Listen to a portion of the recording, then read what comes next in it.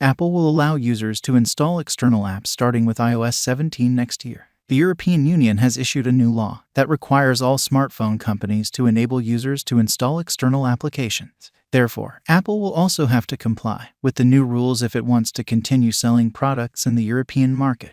The new law has set a January 1, 2024 deadline to comply with EU policy, so Apple will have to prepare for the release of iOS 17 in 2023 next year. This is good news for app or game developers as well as users, no longer having to go through the App Store alone.